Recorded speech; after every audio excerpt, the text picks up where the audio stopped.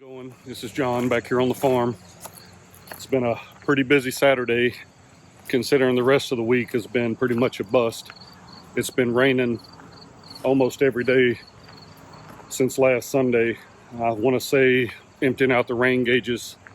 The last one I dumped was right about 3 inches, and I'd already cleared about almost 1.5 inches a day or two before that. So we got a pretty good amount of rain this week. Everything's pretty moist around here. I just got done cutting the grass. Yeah, it's been a pretty productive day so far. Still got some things on the list. But for this week's video, we thought we would answer a couple questions we got and talk about the garden. So Amanda's been doing a lot of work on that garden this year. Sorry, I'm watching where I'm going. I'm gonna bust my butt going down this hill. So it's been a work in progress for the last few years. And I think we have some photos that I'll throw into this video and the garden as how it's evolved to the state it's currently in. And Amanda will say it and I'll say it, this year's garden hasn't been as productive as it has in years past. But that's okay. We're gonna get back there, and we've been gardening pretty steady since around 2006 when we lived in our little neighborhood. I had a nice garden going there, and we used to grow a lot of good vegetables, so we're not foreign to gardening. So it's just getting this one the way we want it and getting it productive. Some of the years here have definitely been more productive than others, and this is just one of those years. But anyway, I figure while I got y'all here, we'll take a quick peek at the 2 sows I got that are getting ready to farrow as I get that bug in my eye. And then we'll let Amanda give her garden tour, and we'll close this video out and move on to bigger and better things. Anyway, I hope everybody had a great Labor Day weekend last weekend, and let's go check on these sows. Well, the babies are definitely happy to see me. 1, 2, 3, 4, 5, 6, 7, 8, 9, and 10. That's always a good thing. Lemon Girl, you are looking huge. Let me hop this fence and get over in there with you. You doing all right under here, big girl? Oh, yeah. So as your sow's getting closer to farrowing, you can check her teats, especially these back ones. That's normally where I get milk first.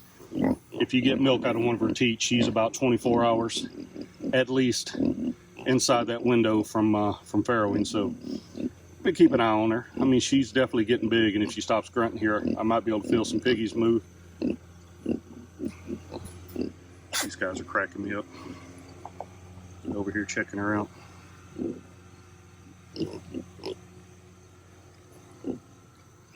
Oh, I'm waiting. So anyway, she's such a sweet pig. She's a banded pig as well. You know, the black one we have, Fig, the black and white one, her band is real pronounced, but Lemon here, she's got a band as well.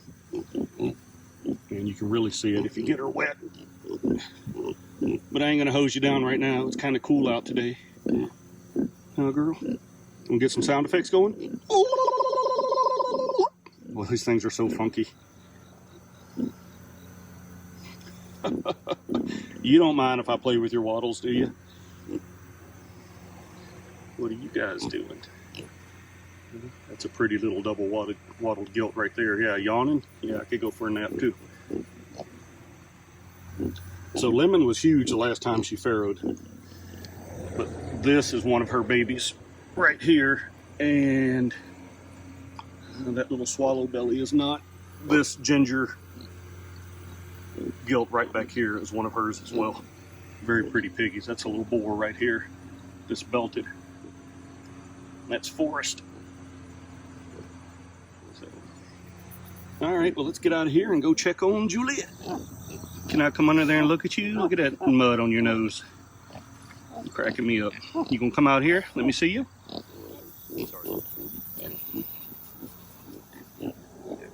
So you can see her teat line here. She's getting along pretty good as well. Oh, there you go. You gonna lay down for me? Huh? Check your teat. Still nothing. I still think you're a little ways out. Yeah, mama. Eyes are all crusty. Very intelligent looking eyes. So I know, I'm just looking at you. Can I give you a once over while you're laying here? Yeah, this is our oldest sow.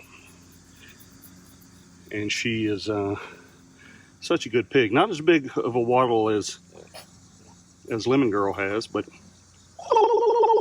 just as entertaining. So yeah, she's ooh, I felt some babies move right there. Oh yeah. Yeah, they're turning somersaults in there, mama. So pigs have 2 horns.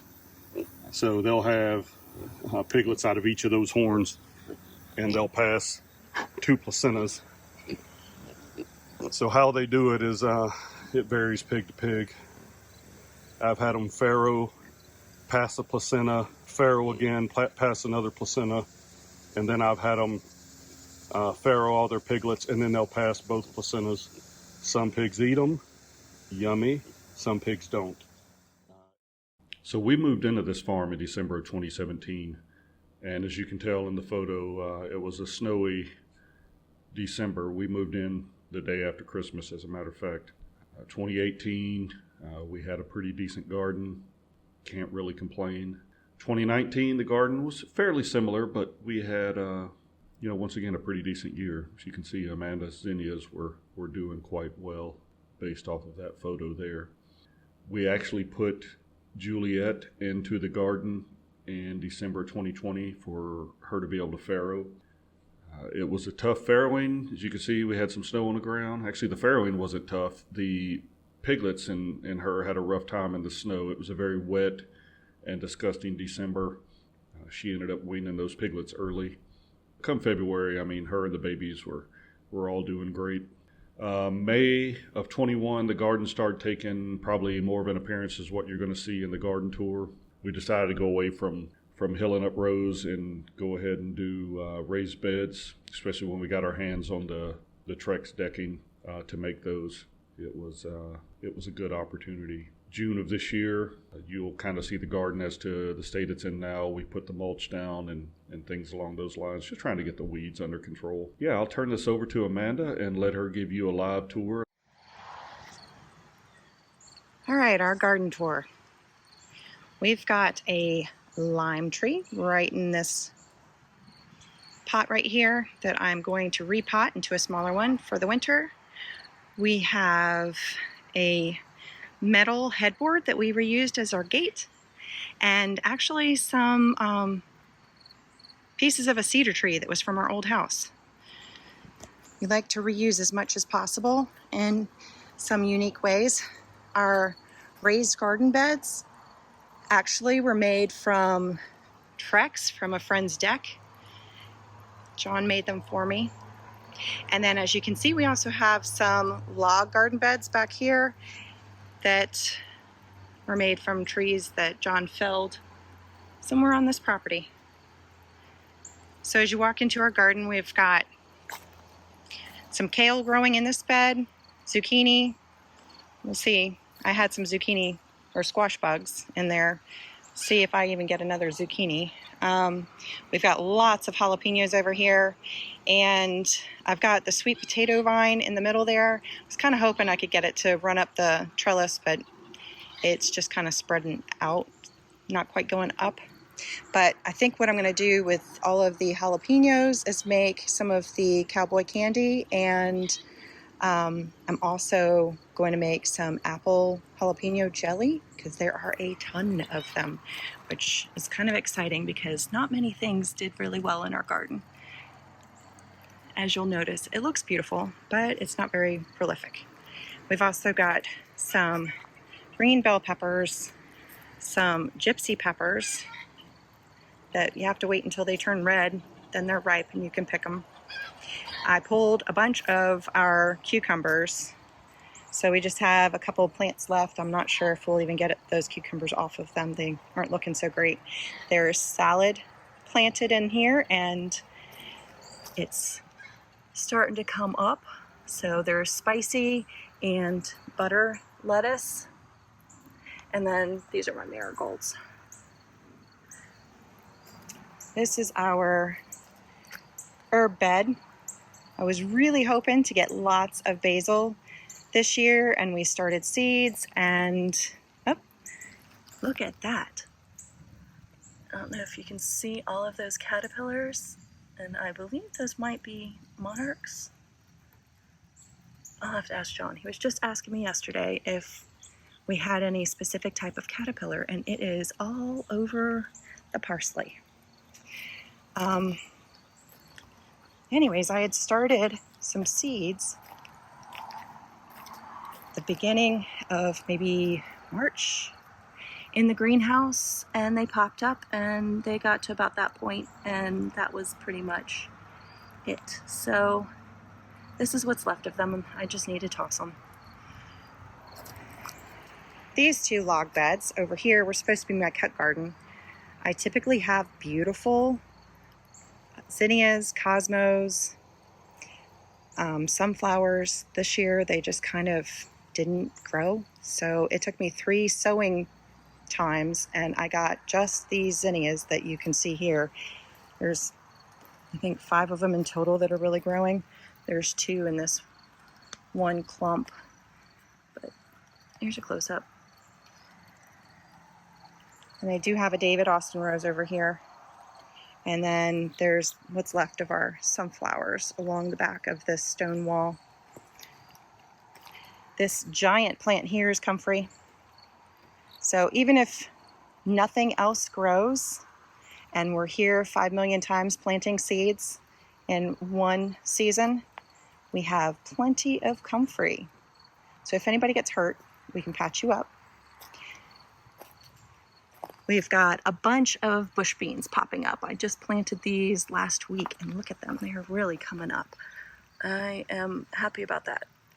They did well. We had them over by the garden trellis, or our little arbor, earlier. But I pulled what we had and got rid of them. In these pots right here, there's 2 types of mint. There's apple in the white pot, strawberry in the gray pot, and then my topiary back there. I usually have some cushions on here, but it's sprinkling, so they are not on there. And this poor thing did look beautiful at the beginning of the season, but it's kind of dying out. I think it was verbena of some sort. We had a huge cantaloupe growing over here. We ended up tossing it to the pigs. Something had gotten into it. Horseradish, nice, big, and beautiful. And this poor vine that's looking a little rough right now is black-eyed peas. The pods are there, which is good. You can really see them, which is cool. But I don't know what's going on with the leaves. This just started like within the last couple of days that I've noticed. There's some calendula on the other side of the horseradish. Not looking so great. I've got jasmine here, and it's like a pink and yellow variety, and lots of hide coat and Munstead lavender, which I think when I cut it down for the year, you're supposed to cut it down to the wood. I think what I'm going to do is use it and make a wreath for our kitchen. And then in this pot, this was my garden answer inspired pot with the Prince Tut grass and the bubblegum supertunias, and then I added some of the same sweet potato vine that I've got in a couple of the raised beds. My family likes to tease me because I watch Garden Answer a lot, and I get inspired, but I just don't quite have the green thumb that Laura does. Behind it, we have yarrow, which I need to just cut back at this point. We have our grow bags. So we planted onions in 6 of the grow bags. There's 3 here, 3 along this back side, and barely got any onions out of it. I'm not going to use them again for onions, but I may use these bags and plant some garlic and give that a try. The potatoes, we pulled potatoes out of these 2 bags here, And we got a couple, I don't know, some were maybe that big. They weren't huge, but they've still got some stalks on them, so maybe we pulled them a little too early. Oh, and here's one of those poor caterpillars where I'm trying to remember what it is. It's a wasp comes and lays their eggs, and then the eggs like eat their way out of the caterpillar. I'm trying to get my phone to actually focus on the poor thing. Anyways, I feel bad for them. Normally I've seen these on tomatoes, but I guess they like potatoes too. And then I've got another David Austin rose and some goji berries that are right over here. In fact, there are goji berries on it. So you can see some of the goji berries. They turn red when they're ripe. All right, heading back over here. Missed these beds as I was walking by. There are, again, some marigolds and some peppers. We only got a few peppers off of these. They're the orange blaze peppers. I think we might have gotten like 5, and then there's another probably 5 here. And yeah, once they ripen, they turn in bright orange color. That one's almost ready to pick. Now you can see where the wood, there's stuff growing on it. I don't think it's called mushrooms. Maybe some sort of lichen or something. I'm not positive. But what we did when we filled these flower beds is put logs on the bottom and some straw, and then we built it up with the dirt on top. And we've used these now for a couple years, so it settles, and then we just add some more. So that one obviously needs some more dirt, so you can see what's growing on top of the log underneath. And then I believe this is the last bed. Right here, it's got onions, and I planted some little carrot seeds. So hopefully, yes, look, they're growing. Honestly, it's like a miracle. I've tried to grow carrots multiple times, and usually I get these little puny, stringy looking carrots that, I mean, even a mouse wouldn't eat it.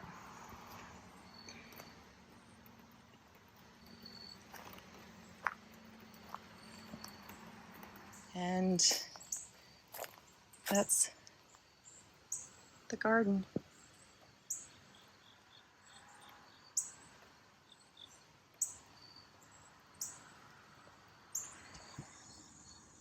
While I may not be the best at starting seeds and having them grow to add to our garden, I am very good at organizing.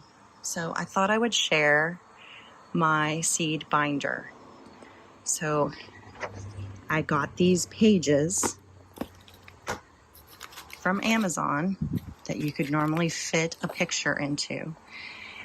Pretty inexpensive.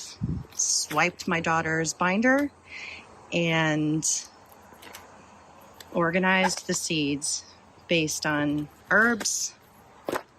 I've got lettuce, and there's melon seeds, and so fruits and vegetables are in there. Flowers are in here. As you can see, I've got a bunch of things I haven't even opened. Things to start. I'm looking at winter sowing the Lysanthes this year. Hollyhocks, I've never had good luck with them. But there's my flowers, for the most part. Then it goes into my zinnias, sunflowers, cosmos. And that's pretty much it. And then there's more of those. As I get the seeds, I can always add to it. But I thought I would quickly share that. In addition to the seeds, I also have like the chart that tells you what can be planted together. I just printed that off of a site on Pinterest, and the planting dates for our area. All right, everybody, I think that's going to wrap this one up for the week. I appreciate everybody watching, and those of you who have sent messages and spoken to me directly. I appreciate the questions and comments and recommendations. It's nice to see the amount of interest in the pigs and how we're raising our animals, but we're really just getting started with what we're wanting to do here. So if you're starting to watch these videos, and you're definitely getting on board at a good time to watch us grow the farm, grow the operation, set this farm up the way that we want it, and you know, all the lessons that we're going to learn, that we've already learned, and that we're going to learn going forward.